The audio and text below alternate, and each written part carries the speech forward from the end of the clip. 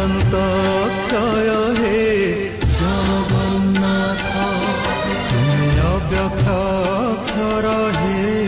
জগন্নাথ, নিজ ইচ্ছারু